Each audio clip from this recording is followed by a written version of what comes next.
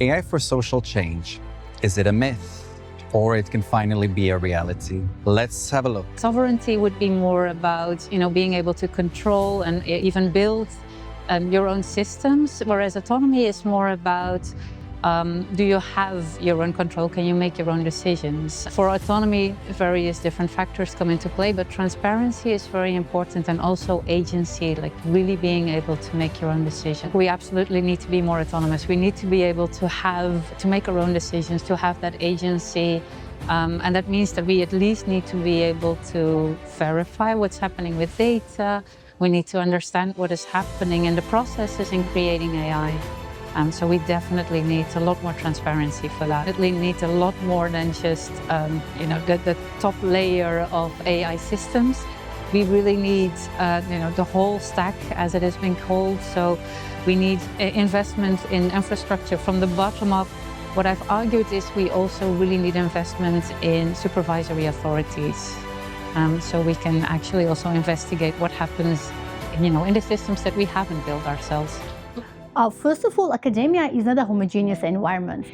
We should have more social scientists involved because, like, for instance, FARI is one of the very few initiatives where you do have different disciplines coming together. Because when we talk about it for public, for good, for social good, or for society, we find ourselves several times talking about the pitfalls, ethical concerns, and what might go wrong. And in that sense, we really need different perspectives, because we can also use AI to detect inequalities. And then we can develop different tools to mitigate those inequalities. In short, I think we can leverage AI to understand the systematic inequalities better, and then maybe develop some solutions, but with human in the loop. But the very first thing, it's not a project, but for everything, what I would do is I would make data available, because that's what we need. A lot of big data systems are based on large-scale data that academia has no access to. Let's look at the concrete projects in which AI could have social impact. Now, where AI hands-on comes into use is how this data, which is usually stationary, can be actually put into practice and put into something that's more simulative, where you have some information that's more, let's say, bland, and you can use that bland information to predict what-if scenarios. As researchers and also public authority members potentially, and also other members who are part of our ecosystem, could actually utilize this and then know how to plan as best as possible. One of the projects I would say that stands out quite robustly is the Horizon initiative, wherein the idea was to utilize citizen participation in our research methodology. Layman citizens, men, women, young, old, doesn't matter of the demographic, give them the census and then visualize their data sets that they've accumulated. And it went from something quite constrained, I suppose, to something quite expansive and even vast, where we could actually formulate various segmentations. We could formulate heat zones as to where a certain area would be quite drastically impacted, some area may not be.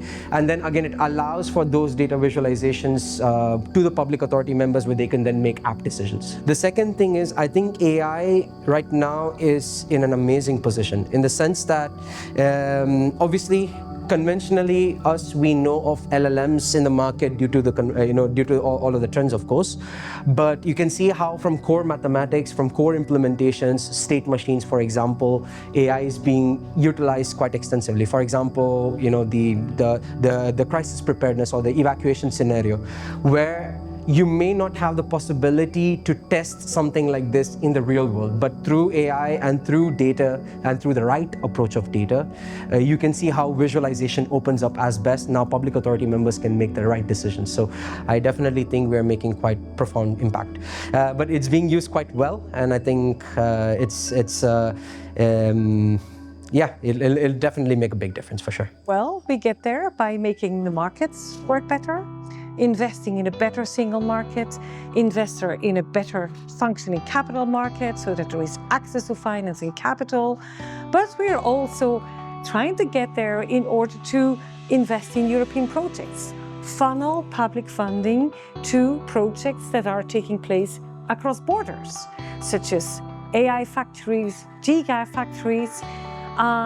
We're also working on the right regulatory framework. AI, for instance, is a fantastic technology, but I think many will agree that it needs guardrails.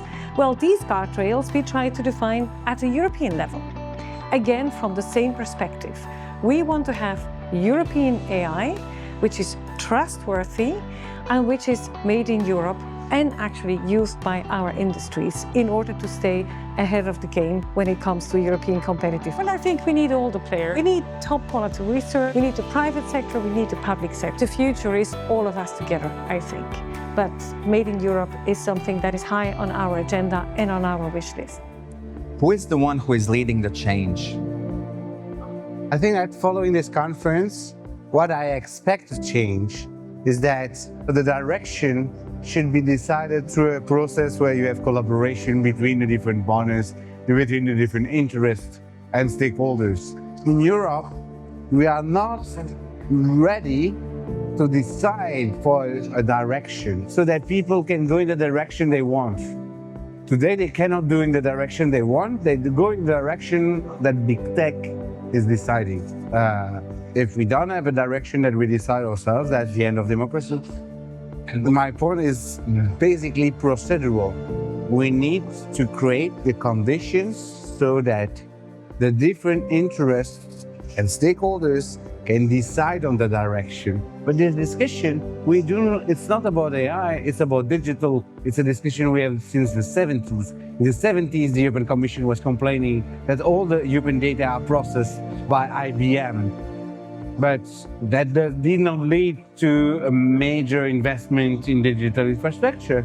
The different, let's say, stakeholders do not believe that the other one are late, but that instead they start to collaborate, science, policy, and companies in order to define the European way of AI.